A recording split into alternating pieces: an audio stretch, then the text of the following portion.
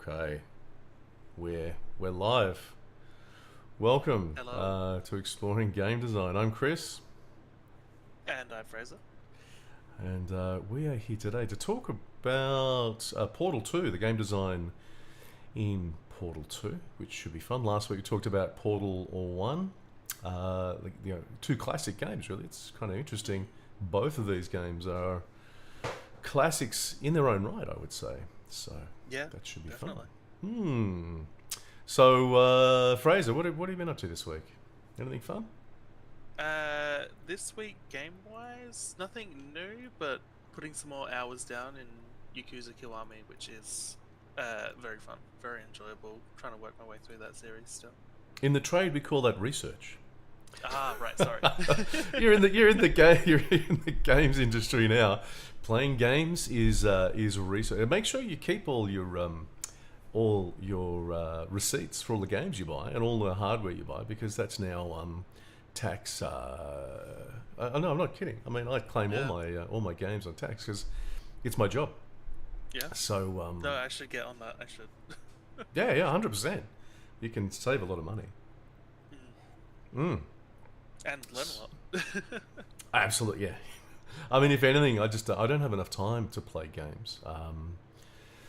It is really important to actually play games as a game designer slash developer. So, not playing games is one of the real challenges. Yeah, Um, that's something I'm a little actually worried about with Yakuza being such a expansive series. There's a lot of hours to put into it, and a part of me mm, is I'm having fun, but I know at a certain point I'm sort of gonna have done all the research from it. Like at a certain point, it does go back to just playing it because I've put so many hours in. I feel like a good use hmm of time is playing a bunch of different games, different genres, different scales to sort of try and yeah, soak up as much of that broad information as possible. So yeah, yeah. It really is. Sometimes even playing games you're not enjoying and sort of grinding through a bit yeah, is, yeah. Sometimes that's actually kind of important. Which is yeah. if you if you said if you said that about playing games, a lot of people are just like, "Oh, come on, you're kidding me." But no, sometimes you really just have to. Um, you want to see what different people are doing, and so sometimes there's different reasons you're going to be playing games. yeah. So yeah, yeah. Anyway, let's carry on. What do we got today? Game design news. Oh, I've still got GDC up here. Well, that's kind of old news. That started on the 17th, I think. So, ooh, it Right. should be just about. Hang on, where are we? 20th. So we're in the middle of GDC right at the moment. I'm pretty sure there's some live stuff going on. So if you're going to check out any of the live things that are going on at GDC, I think you can pay a certain amount just to get access to some of the streaming stuff. I don't think it comes up for free on YouTube, unfortunately, which is a bit of a bummer. Yeah, I mean, I Yeah. assume a lot of, well, not a lot of it, but at least some of it will come around to YouTube over the next few months, right, as they start uploading it. I don't know how much they really upload. I mean, it is a huge conference. Like there's 30,000 odd people who go there, and wow, it's at the Moscone Center. Or when I was there, it was Moscone Center in San Francisco, and they have loads. Like goodness me, yeah, loads of sessions going on all at the same time. So I think we only get maybe the best, or we get a certain selection. I'm not too sure how they select them. Yeah. Um, going up on YouTube. Um, I'm pretty sure there are locked behind a paywall as well, but Yes. I Yeah. haven't paid for them. So we've got some other news as well. Yeah, what was? Did you have some news?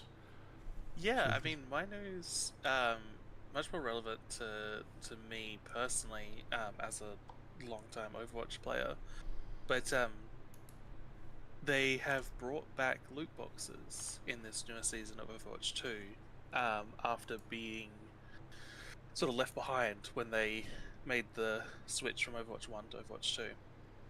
But I thought it was Right. Hmm. interesting to see them come back because I remember there being quite a bit of controversy and laws being changed Mm-hmm. over the last couple of years. Hmm. Um, and yeah, I just thought, I don't know, it might make interesting discussion. Um, if you have any thoughts generally on the concept of loot boxes and a So lot let of me. world government's problems with them being potentially gambling. Yeah. Now I know you did send me a couple of links. Let me just grab those because I was all in a fluster today when we started, so I didn't grab those. Okay, so you've got two links here. One from Game Rant. Which one's which one? And one from Game Industry Beers. Which one is the best one to look at? The game industry biz probably is more that covers the laws in different regions, where the game rant one is basically the announcement, but also at the bottom it lists some interesting information, which is the stats on the different types of items, like the chance that you'll get those. That was the Game Rant one, was it? Yeah, the game rant has the stats. Okay. There we go. So, okay, so I've got the Game Rant one open. Now, I have to admit, I have never been a loot box user. So maybe for people like myself who've never opened a loot box in their lives, do you want to maybe briefly describe what they are and how they work? Yeah, my only sort of use of them has been through Overwatch. And back in Overwatch 1, you used to get a loot box every time you leveled up. And so Okay. you'd level up about maybe every hour and a half, I think, if I'm remembering right. And so you were given them for free. Right. But at quite a slow pace. And then when you select it, it plays an animation and there's lights and flashing, and you get 4 random items from the full list of cosmetics for the game. So ranging from really detailed, rare character skins, all the way down to really common sprays, 2D images that you can use. And then, yeah, I mean. So that doesn't sound too bad. You're getting these things for free when you level up, yeah. So that sounds fine, yeah. So what's the problem? The issue in Overwatch 1 particularly was they would have seasonal events with specific seasonal event loot boxes, which were the only way you could get the limited time skins. And the other issue there was you could pay to buy more loot boxes. So you could never actually pay to buy a skin.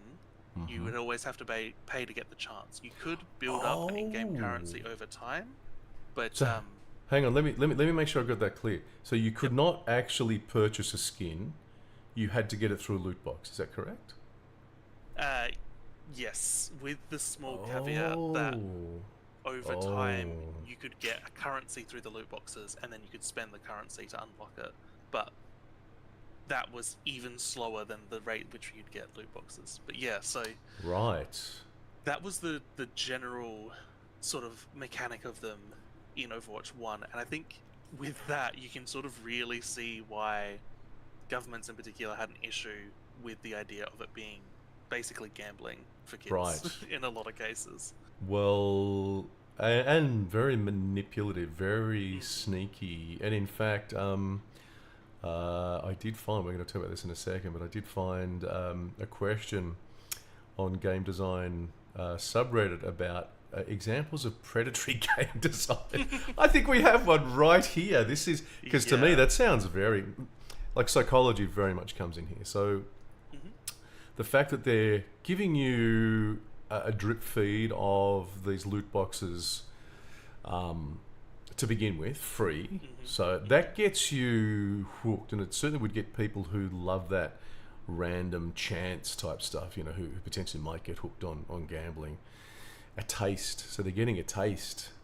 Then number 2, they're making so you can buy them. Number 3, they're making sure that that's pretty much the only way you can actually get skins. Now skins, maybe just explain what skins are as well to anyone who doesn't understand skins. Yeah, so Overwatch being a hero-based shooter, there's a specific set cast of playable characters, and so a skin is an alternate costume or variation on their model. So, for instance, you might get what's a good example? You say you've got what was Yeah, your I favorite mean, character? at the moment in Overwatch 2, they're doing a collaboration with a K-pop band, Hmm. Le Sserafim. So Hmm.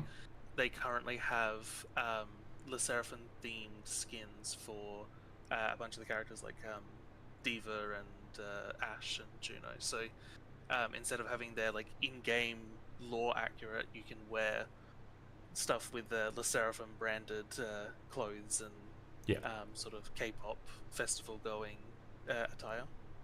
Right. So it's a cosmetic thing that you can apply to your character. Yeah, exactly. Could you also did you have cosmetics that apply to weapons and things in Overwatch? I've never played Overwatch, so I'm Actually, not in really familiar. Overwatch 1, no, it was just the skins, but Oh, now, really? Okay. yes. Yeah, they've started introducing weapon skins as well. Okay. Because I have to admit, like in Rust, you could buy skins. Hmm. They didn't have loot boxes. They didn't have, which is why I guess I'm looking at this and thinking, geez, that's really Hmm. manipulative. Hmm. In Rust, it was basically every week or so, or a couple of weeks, they would have a release of particular skins.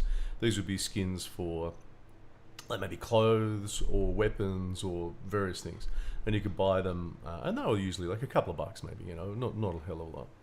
And I certainly bought quite a few when I was playing Rust a lot. And then a few years later, I sold one for nearly $300, so I made a lot of money. Right. I couldn't take that out of Steam though, unfortunately. So I had to spend that money inside Steam. So they got you by the short and curlies there. But I yeah, think so that's a different way of having skins without the loot box. that is one of the fortunate things that Overwatch didn't get onto was being able to trade it. So Hmm. there's no trading across accounts in Overwatch. So they did sort of at least manage to avoid that sort of like grey market area for selling and trading. Hmm. um, which I think there are other games which had loot box mechanics and that trading, which really sort of double whammy of this gambling and then, yeah, making money Yeah. through Wow. How did they miss out on that one? Oh, gee. And so they're bringing them but back. So what's the story about them bringing them back? How are they doing this without governments taking them to court over gambling? yeah, so I guess the important thing to note is when they switched to Overwatch 2, they moved to the Battle Pass system. Hmm. Um, and so I feel like that's kind of been the new adopted form of live service games is, Hmm. having that set content, offering a set price, and allowing players to unlock it over time. And then yeah, I guess they wanted more players. Marvel Rifles was taking a lot of the player base, so they brought loot boxes back. This time complying with laws. I think it's in China. They're very particular about the probabilities. So if you Right. scroll down on that article, there's a little table showing um, the specific chances for each item. Um, and I think as a player, the big thing for me is Oh, here we you go. can no longer buy loot boxes. You can only earn them as gameplay rewards. So yeah, there you've got legendary. So why are they bringing them back if you can only earn them? So there's no financial incentive. Yeah, for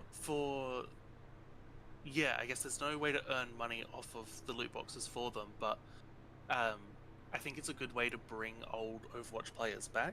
Hmm. Um, there's a lot of nostalgia for them, and a lot Mm. of yeah. Nostalgia They for the loot boxes themselves. Is I what you're would saying. say maybe addiction is the underlying Addiction. sort of reasoning there. Right. So how are they Um, making? How are they monetizing this? This seems a bit. yeah, There must be some way of monetizing it. well, along with the battle pass, they introduced a shop feature, like you were saying in Rust. Ah, So now you right, can buy skins with right. money and the specific one you want. And so the loot boxes, it's no direct monetary contribution for Blizzard, Hmm. but it is, yeah, they're using it to bring players in that was using it as Twitch drop rewards. Hmm. So if you watch enough hours on Twitch, and that creates, more people watching the game, which they like, and also keeps goodwill amongst the streaming community for their game being, a Mm. competitive live service game. Hmm. Um, Okay. Okay. So and I guess it's not a huge, like, I mean, I have heard about it a couple of times as being this big bad thing, but they're not. It's not what it was. It's not the manipulative. yeah, Yeah. and I think that's what I find really interesting is now that it's not the only way to earn skins, and you can't sink, full credit cards into buying more of them. Hmm. But it still so heavily relies on that gambling Hmm. response, like the all the flashing lights and the Yeah. big prizes, the idea of getting that really cool thing, that 1 in a million chance. Yeah.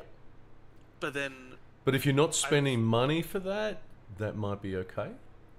yeah, I guess like legally it must be fine because they've been able to bring it back. Mm-hmm. But I think about it as a game designer, and I find it hard to find that line for myself, like Mm-hmm. there's a lot of mechanics in games which rely on the same brain functions Yeah. and break down to look the same as sort of, these gambling properties. And so, Should we talk about the predatory gaming designs? I mean, this seems like quite a nice little segue into examples of predatory game design. Should we go into that? yeah, that sounds good. So let's. Can you see my screen? I'm on your Twitch, so I'm seeing it with a little bit of a delay. Okay. Okay. So all right. So this is something that I found in our game design, and it's got examples of predatory game design. So he's got a question here. I'm studying video game addiction for an independent study at school, and I'm looking for examples of games that are intentionally designed to addict you and or suck money from you. Oh, isn't that just, it just sound the way this person is putting it is yeah, to suck money from you, but it's quite accurate. What Yeah. game design decisions do these games make in an effort to be more addicting or addictive if you're in Australia or the UK? Bonus points, you have an article or podcast that I can cite. So whoever this is doing a little, something for class. Sounds like a pretty good little little assignment, and is asking this question to Reddit. Interesting place to go, but yeah, this is one of the best places for game design stuff. So the first one is talking about dark patterns or deceptive patterns, for example. Now, what I find interesting here, being kind of at the moment still in the academic sphere as well, mentions a person there says they're being investigated for data fabrication, which is a bit sad. But we might skip this one because the next one is actually pretty good. So we've got a random boss, and hang on, is this the one? Is this the one that put up? I think.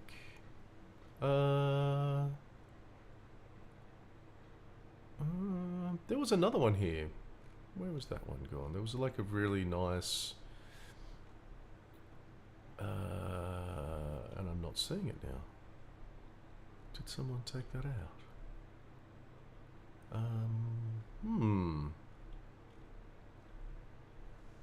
I was just looking at this yesterday, and looks like someone might have actually deleted. It was a really good answer. Well, that's a bummer. Let me see. Let me see what this one says. So random boss. Everyone's saying, this is not the one because I liked it. So unless it was, maybe it was part of this. Sorry. Okay, here we go. Fjorg van der Plorg. No, I have no idea if that's a real name or not. Dark patterns in gaming vary from the web-based ones in my experience. Not that web-based patterns aren't also used, but there's a much higher emphasis on dopamine and attention-based manipulation. So this is all using psychology to kind of suck people in. First one he's got here is predatory monetization strategy. So targeting whales, designing systems that identify aggressive monetization, tiered pricing. Yeah, but this is pretty common, this thing, tiered pricing. Paywalls, lock core gameplay features, character levels behind steep paywalls. Dynamic pricing. So by the way, anyone who's listening, this is not a how-to. we're definitely not recommending that you should use this in your game designs. In fact, you should be careful of these. Oh, and number 2. What's number 2? Fraser. Yep. Yeah. Do you want to Gambling and randomization, blue boxes, Mm. gacha systems, randomized rewards with low odds of rare items, often obscuring probabilities. Yeah, illegal in some regions, e.g. Belgium. Pity timers, fake guaranteed rewards after repeated failures to encourage continued spending. That's one of the new things they've introduced in Overwatch 2. Really? Skin betting and grey markets. Yep, there we go. Allowing players to trade or gamble virtual items on third-party platforms, blowing lines between gaming and gambling. I believe Yeah. Steam is making a lot of money off these grey markets, from what I hear, which is Right. a little I disappointing. guess they're taking a little cut every time. I think that's more than a little cut. I think they're taking a fairly sizable cut. 30%, yeah. Something like that. So yeah, it's a pretty good cut. They make, I think, from what I've heard. I think I was watching something on Bellula News, another games YouTube news game news stream, talking about this one. So the number 3, attention economy and addiction loops. So infinite grind, autoplay, infinite scroll, FOMO, fear of missing out. So this is all psychology. Progression manipulation, artificial difficulty spikes, so sudden increase in challenge to frustrate players and suspending for upgrades, etc., etc. I really like, I don't know who this is, but they've done a really nice job. Very good use of formatting. Yeah, definitely. What else have we got? think- Do you want to read through the next one? Well, I was going to say, I think it's interesting to see how they go from examples which I think are very clear, like the gambling, Mm-hmm. into things like artificial difficulty spikes, which can become much more hard to really identify. And so I guess it's one of those things of probably important to recognize some of these more foggy ones where you can't clearly identify the dev's intentions behind it. You know, did they intend for this to be an artificial difficulty spike, or was this area not playtested as well and just feels like that? So that's basically hiding your intentions. It's more slimy, basically. Could be, yeah. Do you want to read the next one? Number 5. Social engineering? 5, social engineering and peer pressure, social obligation mechanics, acquiring friend invites or guild participation to unlock rewards, exploiting social bonds, guilt tripping, using phrases like your team is counting on you to pressure players into spending, astroturfing of social media / game forums. A lot of the online manipulation and normalization of excessive spending can actually be done outside the game itself / within the gaming community, and leaderboards and rankings encouraging compulsive spending to compete for status, often rigged to favor paying players. Yeah, and the next one I've known about for quite a long time. This is an older one, but obfuscation costs and currency conversion. So having that in-game premium currency, using abstract currencies, gems, coins, to obscure real-world spending amounts, bundling, offering discounted bulk currency packs to obscure per item cost. Yeah, I mean, all that sort of, this has been around for a very long time. Subscription traps. Auto-renewing subscriptions are difficult to cancel, hidden behind multiple menus. This is not just games. Isn't this isn't this a lot of this is the whole of software as a service, isn't it? This does feel specifically like the Xbox Live sort of picture frame, though. Thinking about classic Xbox Live and all the examples of what did they have where it was like you could sign up and pay for Xbox Live on your Xbox, but if you wanted to cancel, you had to go to the website on your computer. And yes, lots make it harder, and then it's like, are you sure you want to cancel? Wouldn't you prefer just we'll give you a discount for the next couple of months, and it's all this. Yeah, I've actually cancelled a lot of my my ongoing subscriptions these days. The one I've got left is Spotify, and I'm planning to cancel that one as well, because like it's amazing just how they just end up you end up spending $100 or more a month on these things, and you don't even necessarily use them. I think Yeah. it's I don't like. And then you at the end of the day, you don't own anything. I'd rather go and buy the music, Yeah. for instance. I found a really good site, Qboz, where you can actually buy music, very high quality FLAC files. So much better to spend your money there. Yeah. I mean, on that note, like one of my friends wanted to buy. They're in the film industry. Wanted to get Alien Romulus on 4K Blu-ray, Mm-hmm. but who put that out? Disney? Is that Right. Disney? I They think it was. Yeah.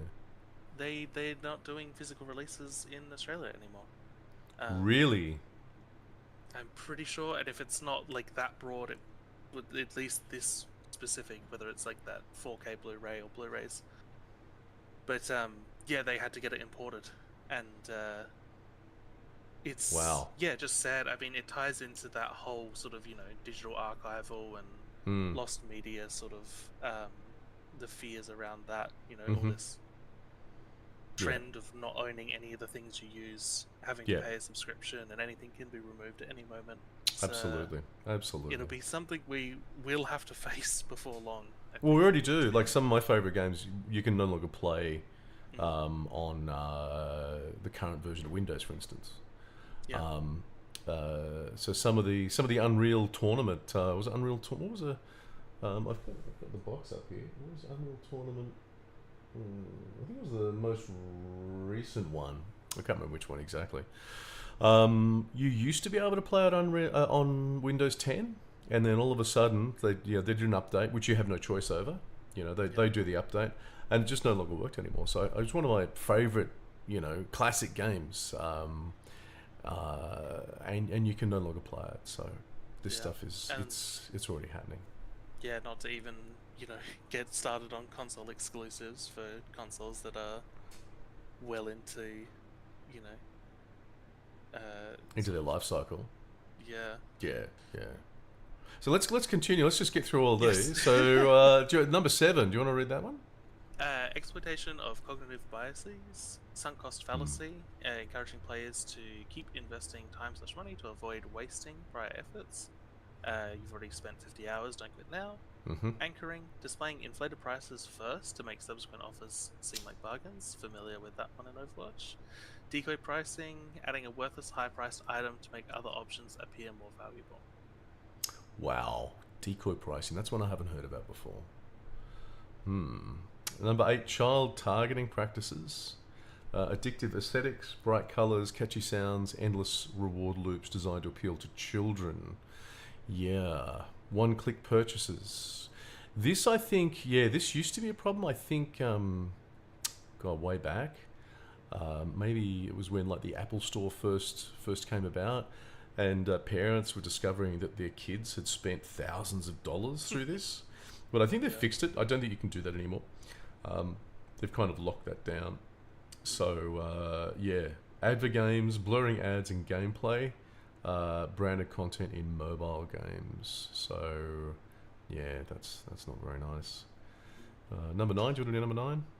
Data exploitation and dynamic adjustment, behavioral analytics, tracking player habits to target them with tailored offers, e.g. pushing microtransactions after a losing streak, and difficulty manipulation, secretly adjusting game difficulty to nudge players towards spending, e.g. making enemies easier after a purchase. Number 10, denormalization of spending. Denormalization of spending. That's an interesting word. So wasn't it normalization of spending? Constant monetization prompts, pop-up ads, special deals, unskippable purchase screens during gameplay, integrating MTX into callers. What is MTX? Is that Microtransactions. Come on. I'm glad you were there to translate that one. Making purchases feel essential to gameplay, repair kits to fix broken gear. Emotional manipulation, framing purchases as supporting developers or showing loyalty to guild players into spending. And the final one, Fraser? Play to earn and crypto exploitation, speculative economies, promoting blockchain/NFT games as investments, often leading to financial loss. Grind to mint, requiring excessive playtime to earn crypto tokens, masking exploitative labor practices. So saying from this list, there is some overlap with classic dark patterns, subscription traps, roach motels, but exploiting dopamine and attention allows for far more psychological exploitation opportunities. Wow, that's a great little list. I love Sorry? this next response. Yeah? It's instantly like, you know, what is it? I think tricky bit is some of this is simply game design and not necessarily predatory. Which I do resonate with. Like reading a lot of those, it's like game design, and then the issue is to spend money. You know, it's almost, you know, I guess this is why it's predatory game design, right? It's that idea of using these things we learn as game designers to make games fun. And then instead of, you know, the outcome being getting good at the game or unlocking the next part, progressing the story, it's encouraging the player to spend money on things they don't need. Yes. The next one's interesting too. Trying to imply that marketing isn't full of predatory dark patterns. Yeah, that's kind of interesting as well. I mean, marketing itself is, unfortunately, it has become quite manipulative as well. But we're not going to go down that rabbit hole today.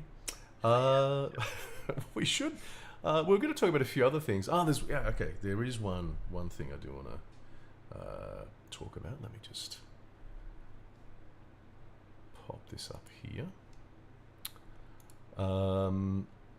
So there's a nice little question on Reddit, by the way, too. I like that one. Yeah, and a really great comprehensive list.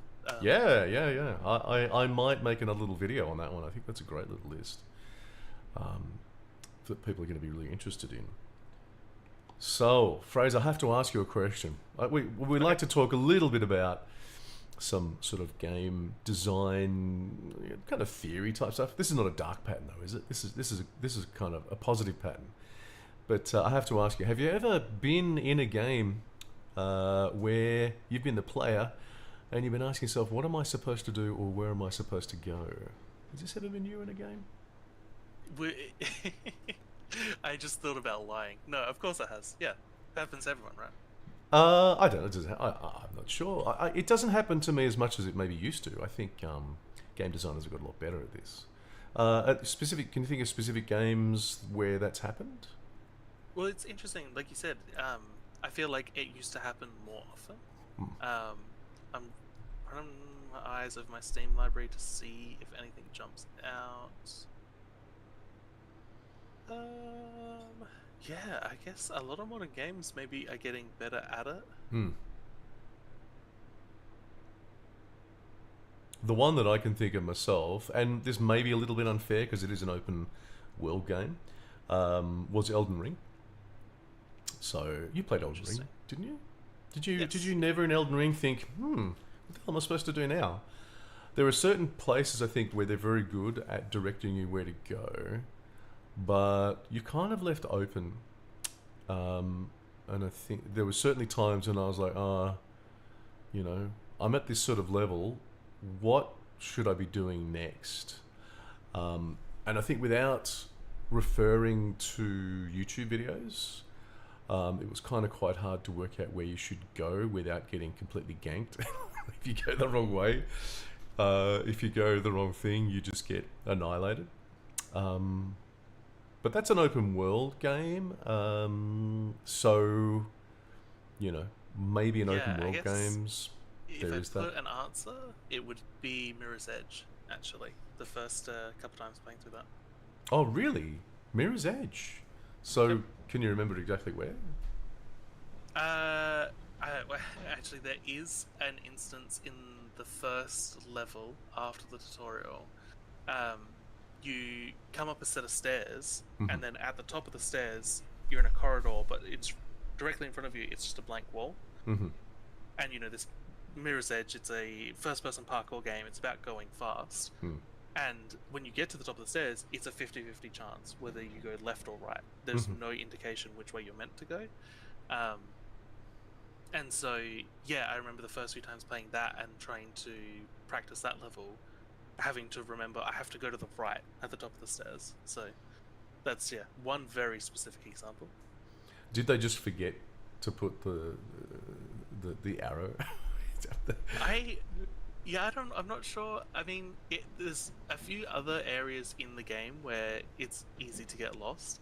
I don't know Right. if it's a case of designing the game with the intention that players will find enjoyment from playing the levels over and over and finding faster and faster routes, Hmm. rather than playing it through once, trying to navigate the level as fast as possible. Because they are very good at, from my memory, and I have played that game many times in the past. They are Mirror's Edge is very good at directing you where to go. Normally, yeah. Yeah, they Hmm. really heavily utilize their art style. So the Hmm. stark whites and blues with their runner's vision, which is a dynamic red highlight, to contrast and sort of highlight the general path forward. I even have an example right at hand. I was looking at this yesterday, so let me just quickly show. Oh, for God's sake, ad block. Thank you very much for coming in. Yes, this is something I was working on yesterday. So this is a. If you don't know Mirror's Edge, this is pretty much this is how obvious it is. Mm-hmm. The red is where you go, so it's pretty clear mostly where you're supposed to go in Mirror's Edge. Great game. If you haven't played it, the original Mirror's Edge, if you Yes, could pick it up on Steam, pretty cheap, I'd imagine. Mm.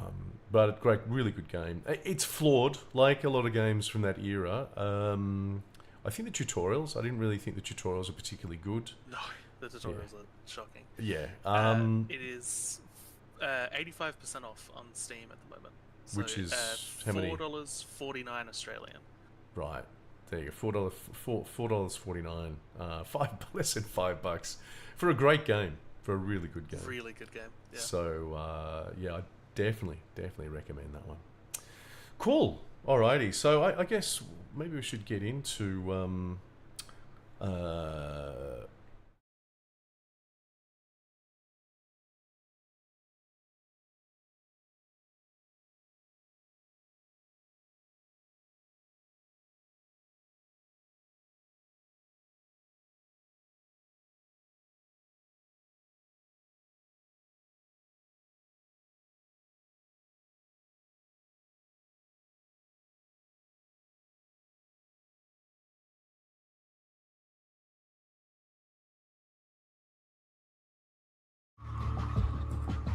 That's fast surpasses my 8.5 hours. 8.5. I've played it multiple times, but don't forget I use these games often to teach classes and things as well. This also doesn't count my original playthroughs on console. No. Oh, I wonder, did I have it on console as well? I may have. Is that loud enough? Can you hear in the? I can check stream.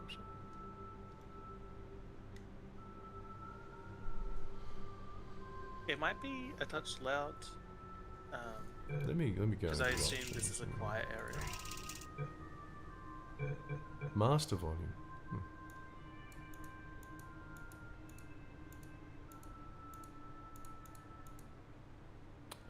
In fact, how's that?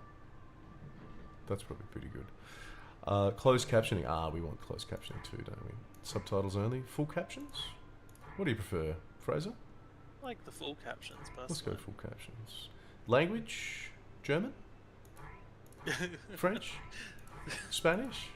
I only speak Australian, unfortunately. That's so Australian of you. We don't tend to speak multiple languages. Oh goodness me! Can we just? I am working on it. I'm working on. Oh, what are you learning? Japanese. Japanese. Nice. Yeah, did a little bit at school, and had a friend who had a Duolingo family plan with an open slot, and so took him up on the offer. Mm-hmm. Good for the brain. Yes. Uh, okay, I think we're good. And so I'm just going to go single player, yeah? Yes. New game. Courtesy call. Okay, from the beginning. So what are we looking at? What do we... Did you want to give an intro? Has anyone not played Portal 2 at this point? I mean, there are people who haven't played Portal 2, I'm sure. But, An intro for Portal 2. Portal 2, sorry. I don't know. Is there anything you Um, want to say before we jump in? I don't know. Maybe just that I once again am very appreciative of the concept and the commitment to adding these developer commentaries to games. I think it's should be a more standard practice. I know it's a fair amount of work to add it, but the insight you get and the sort of celebration you can have for, creating a game of any scale, I think is really interesting and worthwhile. Absolutely. Absolutely. I guess what might be interesting, I don't know, what's your... Because we looked at Portal 1 last week. And obviously, okay, Portal 2, it's the second Portal, but what do you think? Well, how would you compare the two? I know last week we talked about how you preferred Portal 1 and I preferred Portal 2, and my justification was that there was more exploration, essentially. And it was interesting listening to the developer commentary, because they talk about that, especially in the latter half when you're exploring the old aperture structure. And yeah, they talked about how they wanted to break up the flow of solving increasingly difficult puzzles, and they found exploration to be one of the good ways for that. And so yeah, I think it resonates with me, and I think that was their design intention, and I feel like, yeah, you can really see that difference between this really tight, compact puzzle solving breakout of Portal 1 to this more expansive, more open layout that Portal 2 has. Yes, I think that's absolutely true. I'd add to that. For me, one of the things I really like is the storytelling in Portal 2. I think they've taken the storytelling to a new level. I really enjoy the character of Wheatley. I think Wheatley's great, and the different areas, the different mechanics. It just feels like number one is relatively kind of thin. That's not to necessarily criticize it, because it was the first time they'd done it.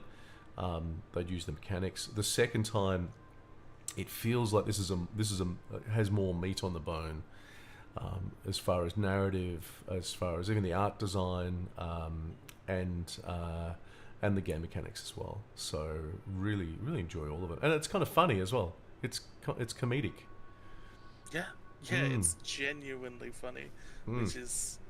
And I think about Half-Life Alyx also has some genuinely funny moments. It's really interesting to track, Valve's sort of progression, even as probably one of the great, game dev studios, seeing how they can improve over time as well. It's inspiring, honestly. Yes. Actually, well, there have been rumors of Half-Life 3 being released this year, I think. So that would be fantastic, I have to admit. Anyway, shall we jump into it? Yeah, let's go. All right, let's go. Did you want us to stream to Discord as well, so I have the live? Oh,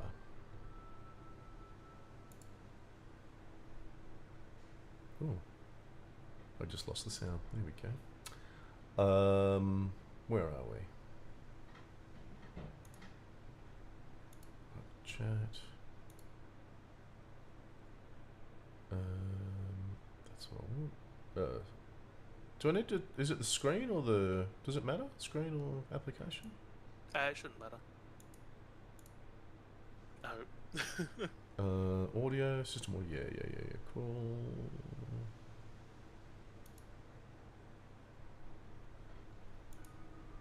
Awesome. Thank you. Okay. Alrighty. So let's go. Let's jump in.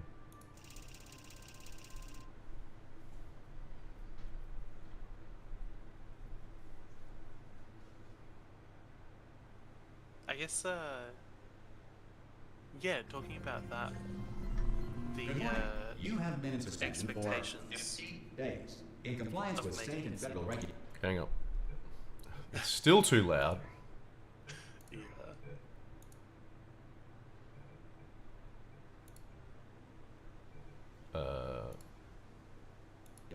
All testing candidates Okay, in the there we go. Amateur Science Is that Extended better? Relaxation Center must be revived periodically. Still for pretty loud. regulatory, physical, and mental Can you wellness talk a bit louder? Yeah, I You will can hear speak a up. buzzer. When you hear the buzzer, I use my stop. presenting voice. Oh, hang on. Look, I need to. Good. You will hear a This buzzer. is part of the comedy. Look down at the floor. Like, Good. this This is. completes the gymnastic portion of your I quite mandatory like what physical this and mental does. wellness exercise. You know, what does it say about who you are There's a and where you're framed at? painting on the wall. Mm. Please go stand in front of it. Yeah, no, everything is just dripping This with is storytelling and You will characterization. hear a buzzer. Yeah. When you hear the buzzer, stare at the art. This is just. Yeah. You should now feel mentally reinvigorated. If you suspect staring at art has not provided the required intellectual sustenance, reflect briefly on this classical music.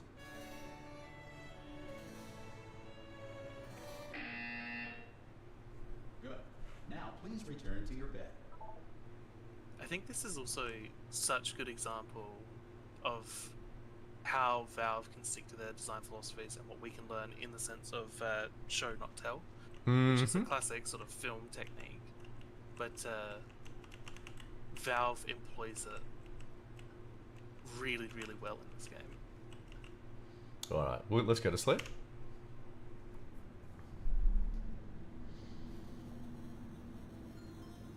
Good morning. You have been in suspension for 9.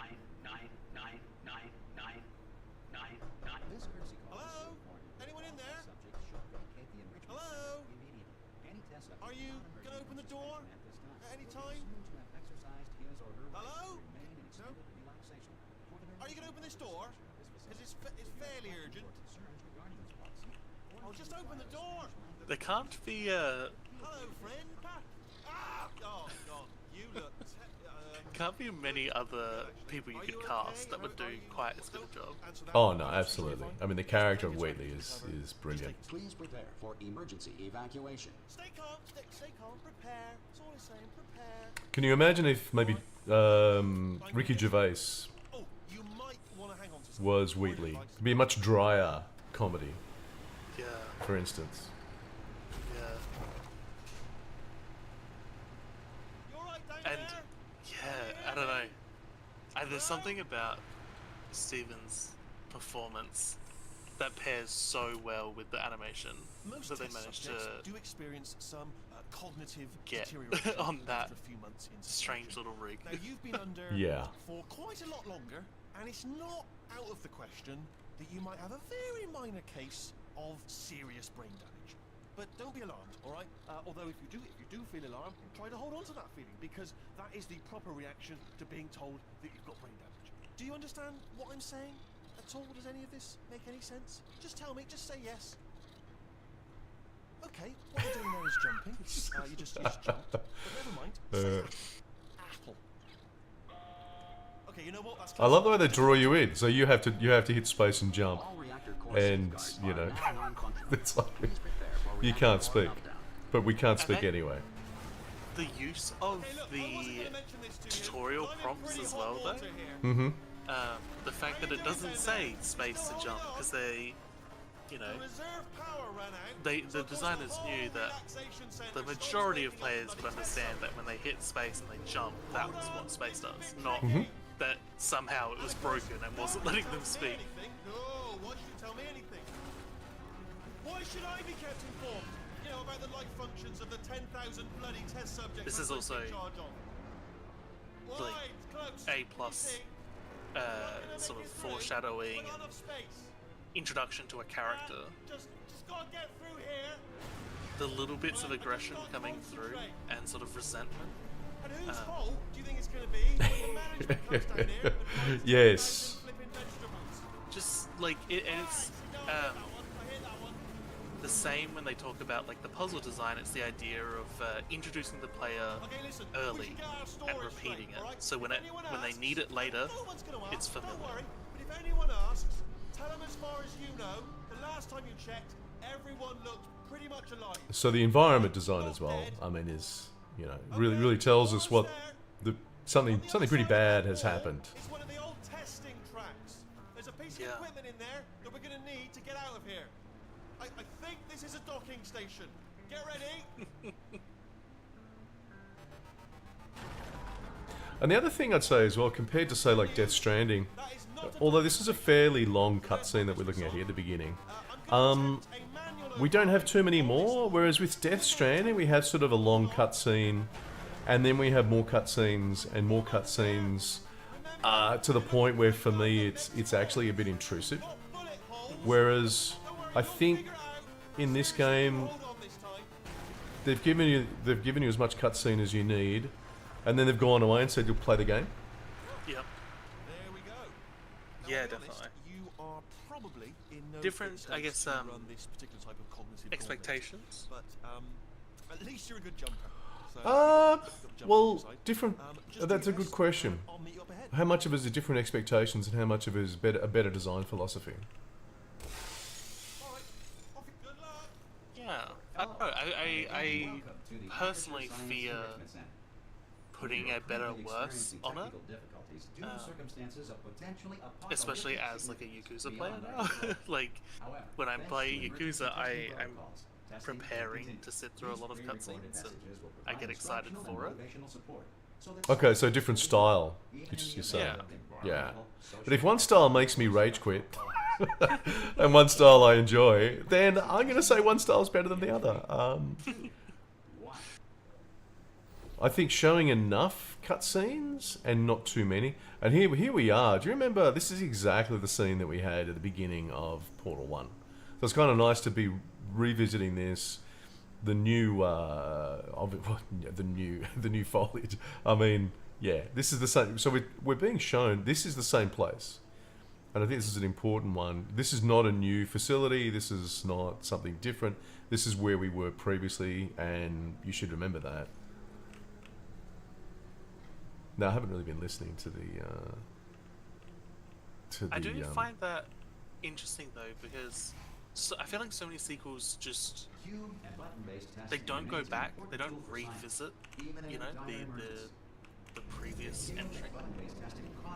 And I wonder the odds of this happening twice. how much of this game's success comes from this introductory sequence, revisiting all the Portal 1 stuff. Yeah, sure, yeah. I mean, they're giving us a whole lot of background that we didn't have previously. We get to see parts of the whole. Well, we get to see a lot. I mean, it's the whole.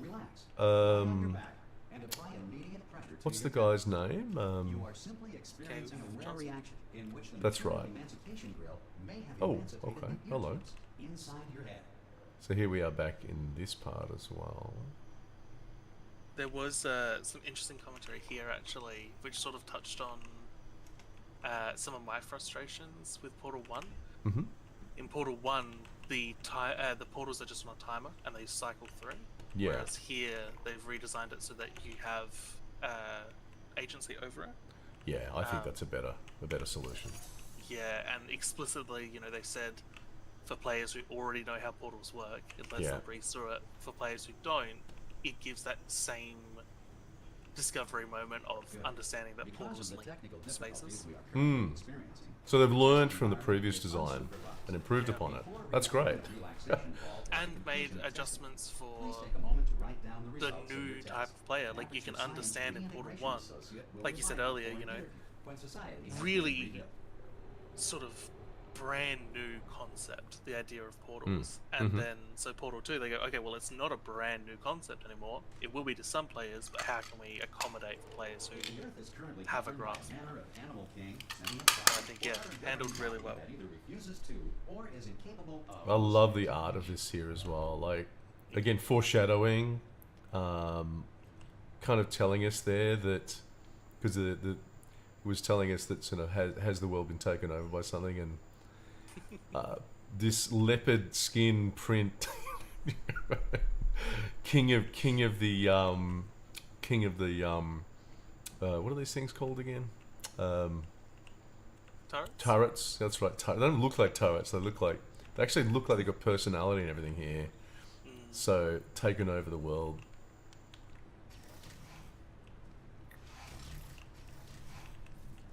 Hey, you made it. There should be a portal device on that podium over there. Oh! Oh. Oh, here we go. Look at this. Do we really need? Do we really follow need? in the arrow. Like, yeah. That's kind of telling us how brain damaged we are. Is that referring to that? I guess it must, like, you look at it and it's like, this must have been something that came up in playtesting. Interesting. Yeah, I love the drawings as well. Like, kind of adds to the story. So this is GLaDOS. Oh no, this is us. Is that us? Is that our character when we destroyed GLaDOS? Actually, no. I think that is when GLaDOS took over the facility and turned on the gas. So we've got. Let's have a there's look. you, I've never really sort of appreciated. So this is us in Portal 1. We Yep. get the portal. And that's Portal 1 GLaDOS underneath. Right. With the personality cores. And then GLaDOS goes crazy. And we do something. What I don't understand. What's?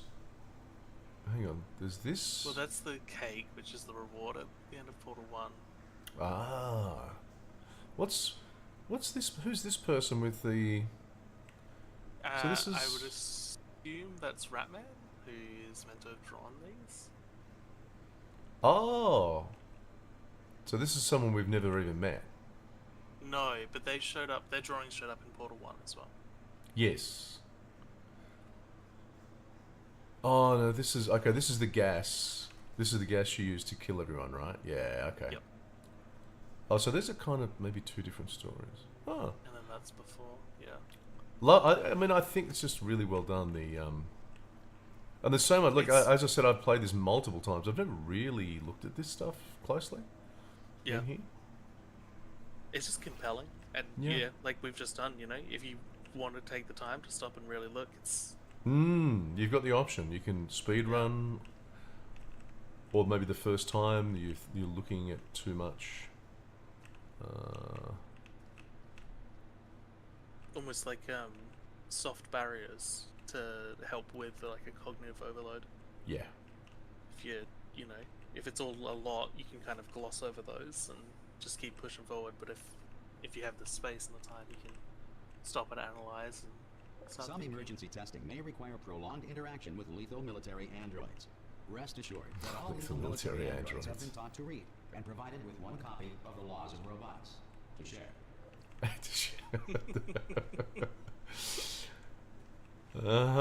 Oh, how do we get up there? Okay. Good. If you feel that a lethal military android has not respected your rights as detailed in the laws of robotics, please note it on your self-reporting form. A future Aperture Science Entitlement Associate It was will initiate interesting. the appropriate grievance filing paperwork. Hearing them talk about the design process for Mhm. this game and the prototyping of the levels. Mm-hmm. They're saying how one of the big challenges was having to reorganize the levels every time changes were made or playtests were run, Mm-hmm. because the order of This the next puzzles test was is so very integral to dangerous. the You have difficulty to curve. remain tranquil in the face of all And so they're saying Right. smooth one of the gently techniques they people used in was 3, 2, using portals to restructure the level. So rather than having to move the physical geometry every time and reconnect it, they would just add portals to warp the player from puzzle to puzzle, which were much easier and faster to rearrange. And I thought that was really interesting. And especially in the broader context, the idea of spending time creating developer tools to make developing more efficient. Oh, that's a big one. Oh, yeah. I mean, yeah. development tools. I think most games wouldn't get developed. I guess we kind of take a lot of them for granted, but a lot of the stuff we see in yeah, we're not here. Okay, yeah, a lot of the stuff we see actually in game engines now, or started out as developer tools. Mhm. Oh, what did Yeah, you I go mean, up there? I've got, my most experiences in Unreal Engine 5, not even 4. Great And work. so Because this message is there's so pre-recorded, much built any into observations that I related only to the have sort of performance are like speculation on our part. Please disregard a any small reserved awareness comments. for the long road it has been to get to that point. Yeah, it's something I guess I'm really aware of when I hear, because I've been using Unreal Engine since 2003, so 22 years now, and documentation back then used to be, well, you looked at the header files in the C++ code and you worked out what it was doing, and then I see on Reddit and different forums, people coming in who've never sort of experienced that level before, and complaining about the amazing documentation that you now have in Unreal Engine, and I'm just like, oh my god, you got no idea how challenging it used to be. What do we got here? What is this? Unreason. Cat? I've never seen a cat in this game before. I think we do have to bear in mind that Ratman has a lot going on in his brain. So where did you... I've never really heard of Ratman before. Where did you hear about Ratman? This was from outside the game, yeah? Was he mentioned in the game? I Oh. think maybe once, but there is also a official comic they released, which goes over sort of him as a character and his effects on the series. But I've sort of picked a lot of that up through YouTube and lore aggregate. Yeah, okay. So outside the game. If the Enrichment Center is currently being bombarded with fireballs, meteorites, or other objects from space, please avoid unsheltered testing areas wherever a lack of shelter from space debris does not appear to be a deliberate part of the test. So the other thing we can see here is the more complexity in the environments as well, and I would say that's partly because of the increase in technology, the better graphics cards for the time compared to when Portal 1 came out. All right. Okay. I want to ask a question, Mm. but I fear it might get thrown into your backlog while you work this puzzle out. One of the things they mentioned in the commentary was the idea that the fun from Portal comes from the aha moment in solving a puzzle, and so their main focus was spacing those out appropriately and providing enough affordances and challenges for players to keep that at a steady pace. But do you agree with that? Is that where your fun and enjoyment of the game comes from those aha moments? Oh, definitely with some of them. Yeah, when you work out the puzzle, that's absolutely... I mean, that's a big part, I think, of any gameplay, is if you've got puzzles in there, the worst thing you do is make them sort of like real puzzles so people can never work them out. Unless you're doing the Dark Souls of puzzle games, maybe. But, yeah, absolutely. You're sort of working those things out. Of course, now, after playing it so many times, I kind of already know... I kind of know how it works, so there's not so many aha moments. But what I'm getting from it, like I said last week, is more that flow. So, yeah, I enjoy the kind of flow from that design. Now I have to work out how to solve this puzzle. So hang on, we've got this one. All right, so this is gonna... Oh. Alright, so let's try this.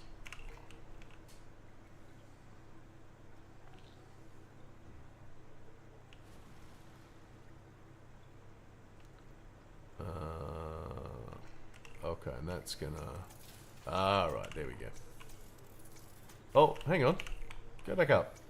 Oh, that was lucky. There we are. So that was, yeah, I mean, that's a bit of an aha. I was like, okay, there we go. That's how we work it out. But I think I got more of that the first time I played it. Like, I think, once you know the puzzles, you know what to expect. Yeah, I think it goes from being that discovery to more that memory, right? Once you've done it a couple times, Yeah. it's not a case of figuring it out again, but remembering the solution and performing it correctly. But it makes me think about speedrunning, and especially of games like this. This next test applies the principles of momentum. Because I find speedrunning communities tend to be some of the longer lasting around a game. And I guess, I mean, there's a whole conversation there about, you know, games as products versus, you know, works of art that stand on their own legs. But I think about that idea of the designers of Portal, where they're trying to really nail that flow of discovery and puzzle challenge. And I wonder if there's any room there for designing for speedrunners and designing for those people who are trying to achieve that mastery.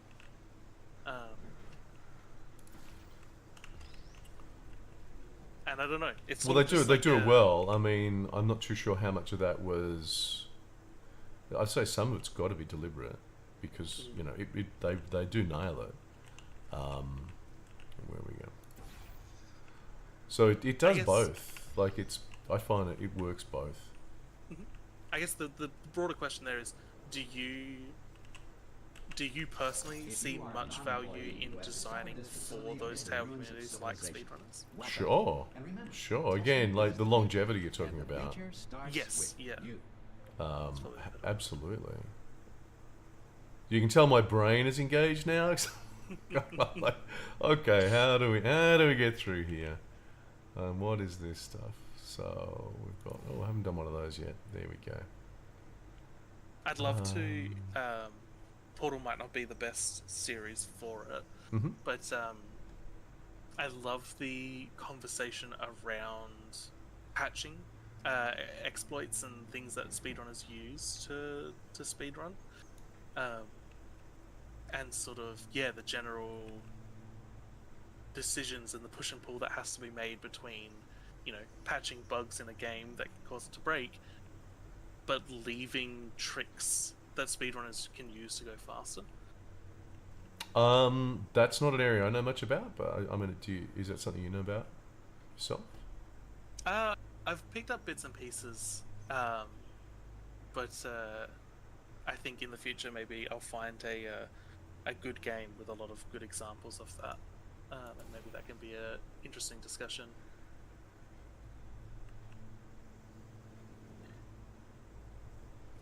Do we know anyone who's like who is a speedrunner who actually does that? Not personally. No. If anyone watches and is a speedrunner and wants to talk about speedrunning, though. Yeah, that could be interesting. The different techniques and stuff that they use. That moment there when you fling through, and your camera is like 180, you're upside down. Yeah. It was funny. Having played Portal 2 first, before I ever played Portal 1, I got used to a lot of those sorts of things. And so it stood out like a sore thumb going back to play Portal 1, how slowly that camera will rotate back around. Oh, I'm not here sure we go. Oh, yes. If you've ever noticed that. The difference between the speed. Oh. In the rotation.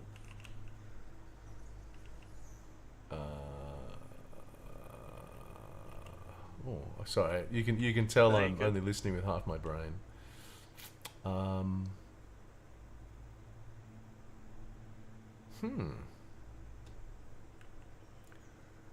So we're gonna have to go down there. What I just did.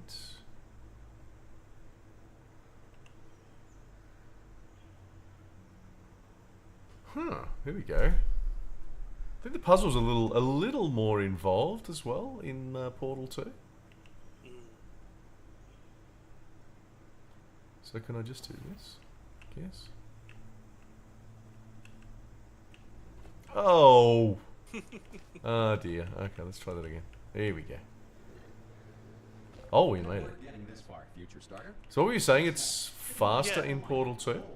So did you notice there when you came out the portal you were upside down and Yeah. it spins you back around? In Portal 1 it's much slower.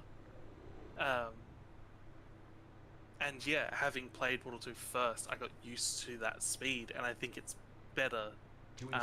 It seems like one of those design decisions that they made in reflection on Portal 1. They're like, oh, this is something we can alter. Yeah, he's back. But yeah, I think there's a lot of those little things in Portal 2 as well that sort of get glossed over. Kind of like the graphics, like you were pointing out. People with brain damage are the real heroes in the end, aren't they? At the end of the People day. with brain damage are the real heroes. Pop a portal on that wall behind me there, and I'll meet you on the other side of the room. There we go. Okay, listen, let me lay something on you here. It's pretty heavy. They told me never, ever to disengage myself from my management rail or I would die. But we're out of options here.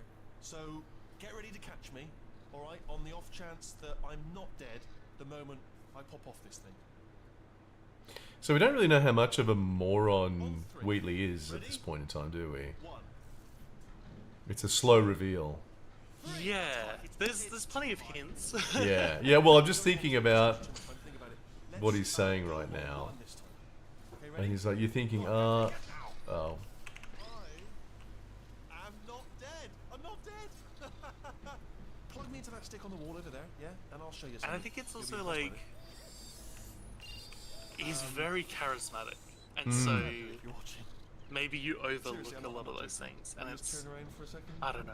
Sometimes I look at like these Valve games and I'm Alright, like, you can turn around now. just every aspect of the game development is just the highest tier it could be.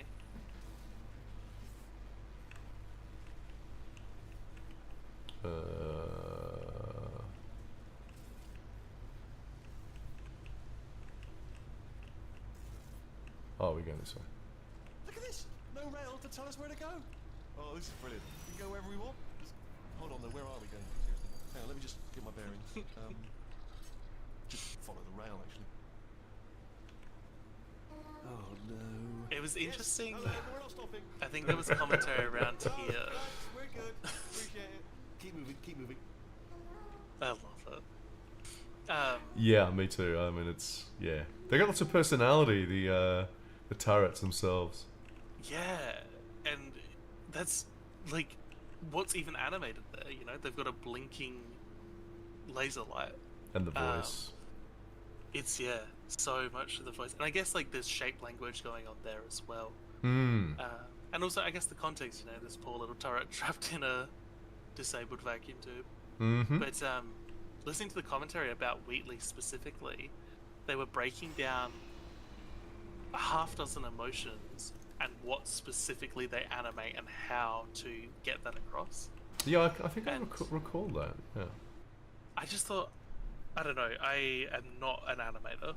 The few animations I've done are very, obviously not done by an animator. And, but to hear them in order to escape, we're gonna have to go outline through her chamber. their animation technique as facts like that, Mm-hmm. it really allowed me to connect to the idea, because it reminded me of how we talk about game design principles. Okay, I'm gonna lay my cards on the table. I don't want to. I don't want to go in there. Don't go in there. She's off. Interesting. She's off. Don't I panic guess, over. to say the least. On we go. There she is. What a nasty piece of work she was, honestly. Like a proper maniac. Do you know who ended up? Taking her down there? You're not gonna believe this. A human. I know. I wouldn't have believed it either. Apparently, this human escaped, and nobody's seen him since. Then there was a sort of long chunk of time where There's some of that absolutely nothing happened. moron And then there's us escaping seeping in. out, So, that's pretty much the whole story. You're up to speed. Don't touch it. Jump! Actually, look at it. That is quite old. Oh, still held. Still being held. That's a great job. You've applied the grit. We're all fine. That's tremendous. Kind of surprises me actually how quickly you get through this game. Like, I think in my memory this was a lot further along. This Yeah, is the main yeah. breaker room. Let's go in. Look for a switch that says escape pod. All right, don't touch anything else. Not interested in The, anything like, else. Don't touch the anything else. visual Don't even design look at anything else. Just, in well, this obviously don't area, look at anything it's- else to find the escape pod. But as soon as you look at something and it doesn't say escape pod, look at something else. Look at the next thing. I don't all know, right? it's Don't touch just anything else. really We'll look compelling, at like other the things, scale. You understand? Can you see it anywhere? I can't see it anywhere. It's immense, tell you right? what, Like plug coming me into in this and I'll turn tube the with lights on. all these switches, and then being told you got to find the one specifically. And then for anyone who's played, there you know, be light. knowing the comedy that That's, is about to God. It's quoting come God. from this geometry, this sort of architecture. Ominous. But probably fine, as long as it doesn't start, moving up. Now.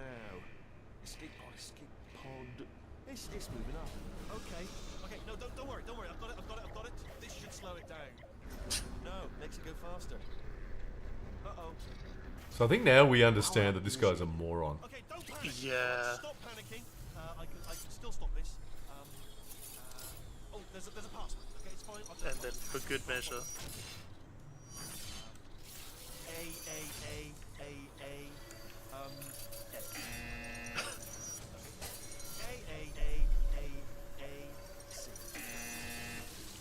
Wait, did I do B? Do you have a pen? Start writing these down. Power up complete. I don't. Okay, listen. All right, new plan. Act natural. We've done nothing. Hello. Oh, it's you. You know her? It's been a long time. How have you been? I've been really busy being dead. You know, after you murdered me. You did what? Ah. I actually think the dialogue for GLaDOS in this is We both said the a lot of weakest things part that of the we're whole going to game. regret. interesting. But I think we can put our differences Like this behind us. specifically, or including Besides, when she gets turned into a you potato monster. later on. I think that's a little bit more like when she I gets will the say, later though, stuff, that but since but you this went stuff to all is the just trouble like, of waking me up, you must really, yeah, it doesn't really work love for to me. test. Yeah. I love it too. I think There's just one small thing we need in the to commentary take they care said they of struggled with first. this as well, especially trying to find that balance. You know, there's all this history that you and GLaDOS have, Hmm. but if you jump straight back into that, it just feels really rough because she's just instantly going on and on about you killed me and you're the worst. And so, yeah, listening to them, it sounded like they had a lot of difficulty trying to find a balance there. Mm. Here we are. The incinerator room. I don't think it Careful not to worked. trip It's probably the over only the thing in box. this game that Didn't I get completely burned when you threw them down here. that I The dual portal that really just device doesn't should work. be around here somewhere. Once you find it, we can start testing, just like old times.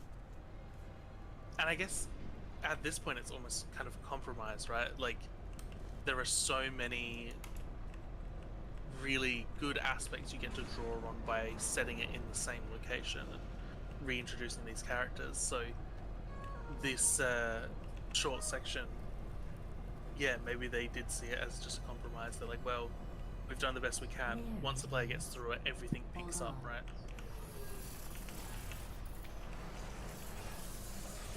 There. Good. You have a dual portal device. There should be a way back to the testing area up ahead. Up ahead. Okay. Here we go. Once testing starts, I'm required by protocol to keep interaction with you to a minimum. Luckily, we haven't started testing yet. This will be our only chance to talk.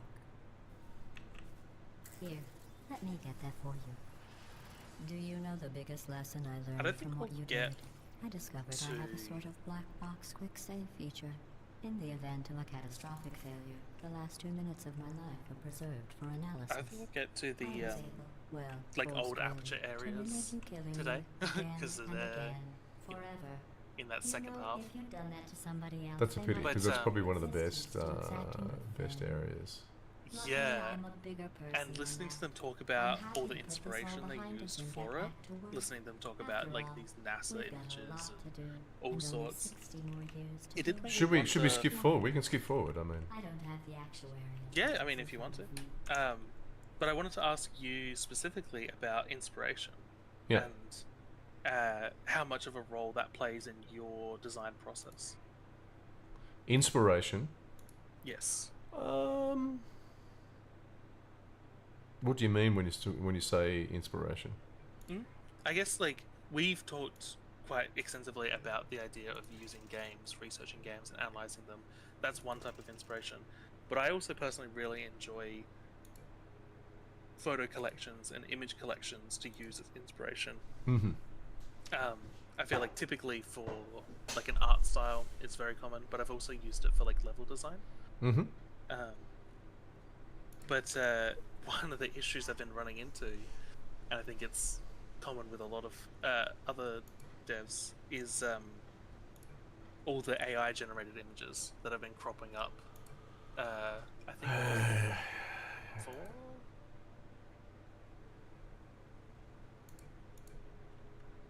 Yeah. I think the fall should start here in the old aperture area. The fall. Let's give it a go. So you're talking about inspiration from other media, things like that, images and Yeah. yeah, 100%. I mean, here we are. Here we go. I think doing things like watching classic movies. So I've just started watching the sort of classics from Alfred Hitchcock. So starting with Rear Window and sort of going through. So that was like 1953 or something. I think it's very, very useful to watch these and sort of have a look. I think Rear Window, for instance, would make a great game. I think it'd be really good. So inspiration, 100%. So looking through at different things. Yeah. So Do you have any sort of collections or go-tos when you're looking for like visual inspiration? Not specifically. I have talked, I guess, about what was it? DeviantArt. So I mentioned this to you before. To me, that I think has been a really good source of inspiration in the past. Like it is one of the oldest social media platforms out there. But I think I also mentioned to you it was taken over a few years ago, and it always like it has photography and everything in it, which is really good.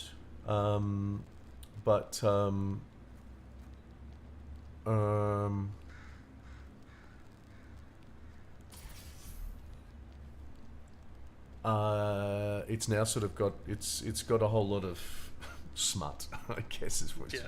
It's still got some really good stuff, like some photographers that I don't know you can find anything from anywhere else, for instance. So, yeah, visual images, particular artists, absolutely. I mean, I think you have to have a creative sort of vision. You have to have those artists that you prefer. Do I have specific collections? Not necessarily, but I guess. So particular artists that I've looked at, Jeffrey Smart is an artist that I find quite useful, interesting. In fact, I've sort of created some levels.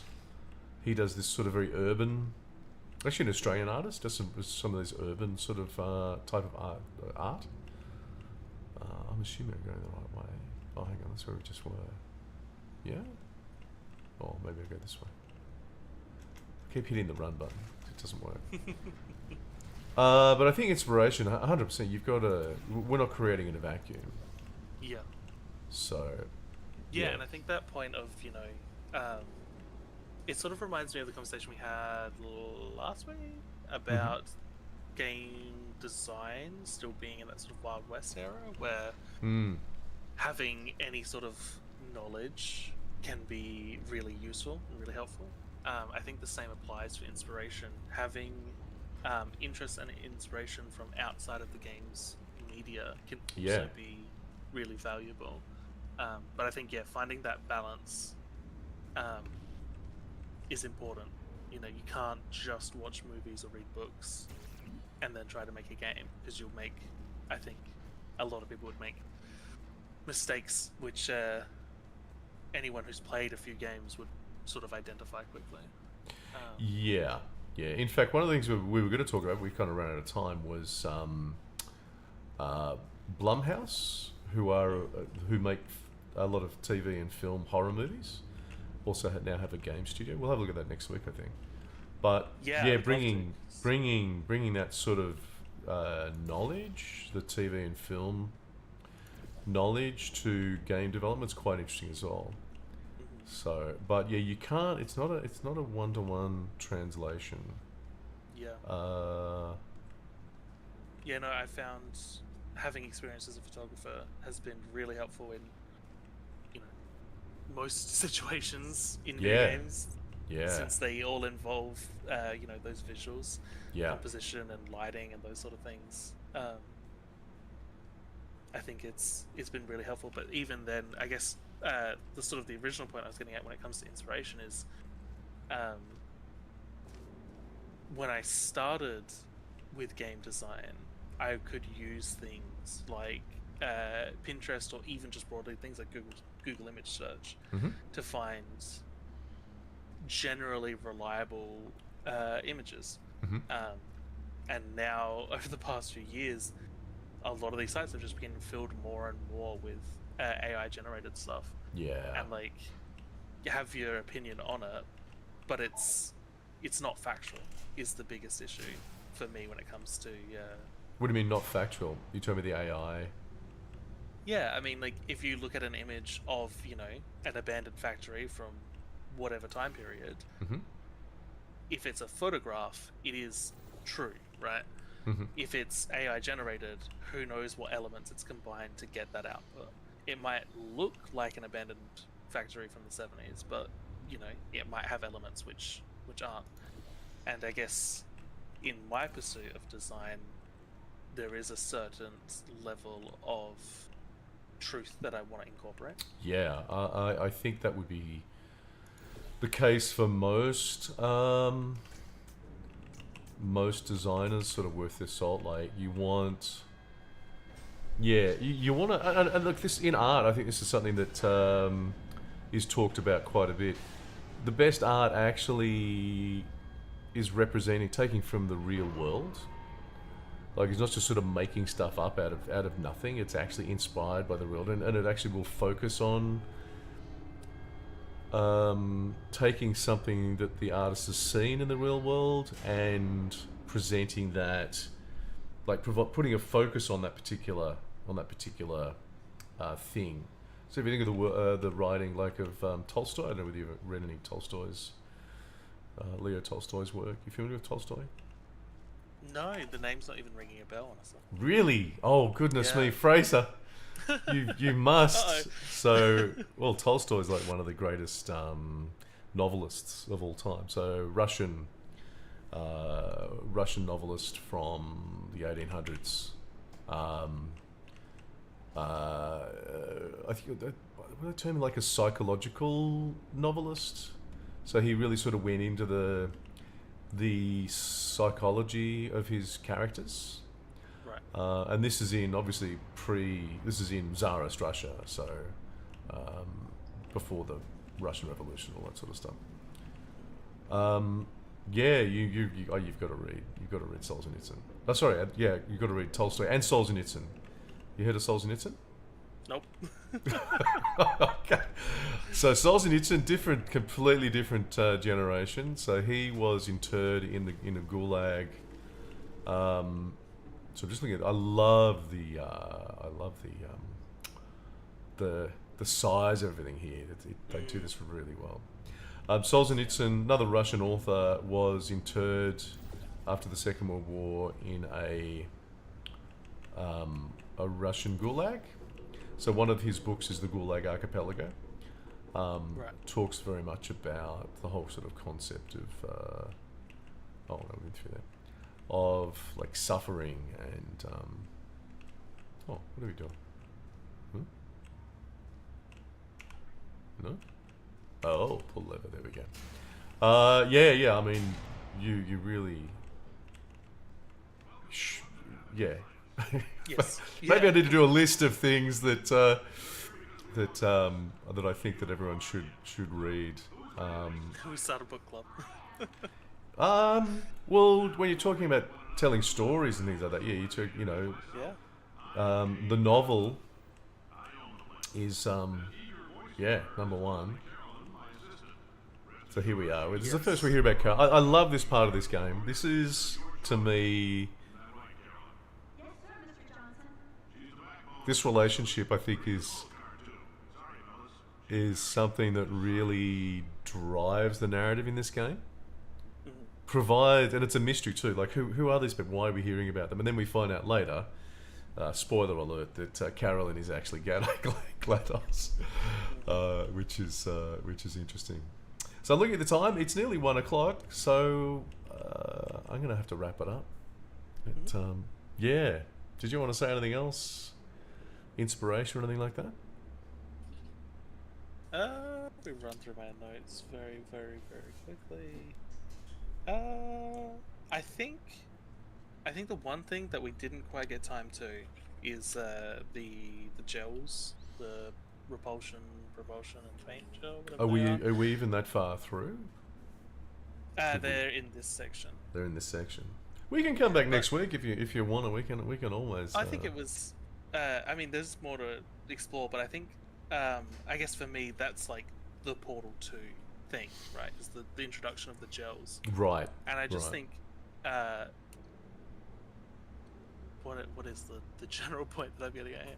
It's I think if anyone wants to look at it for themselves, jump into Portal 2. I assume that's probably also on sale in this Steam sale. It's probably 80% off. It's $2.90 Australian at the moment. So Jeez definitely, Louise. if you haven't somehow played Portal 2, or if you haven't played it in a while, I recommend going back, having a look at the gels, and listening to the commentary. The way they talk about adapting new mechanics to the portal gun, so having predefined, taught, established mechanics in the portals and applying this brand new set of design and mechanics, I think is really worthwhile. Yes, they're definitely two of the games that you really can't miss. Portal 1 and Portal 2. And if you're a game designer, game developer, you should be listening to the commentary and hear what they have to say, because there's some very, very useful information if you want to make better games, I would say. Yeah. Cool. Alrighty. Well, thanks again. We'll be back about the same time next week, 11:30 Australian Eastern Daylight Savings Time. What are we going to do next week? Are you going to be demoing your game next week? Not next week. Not next week? I think there might be a little conflict in times, but we'll figure out something. Okay. So we'll be doing something next week anyway. So something games design related. Definitely. Right. Okay. All right. So thanks everyone for listening. All you guys out there. It's been a day. All right. Cheers everyone.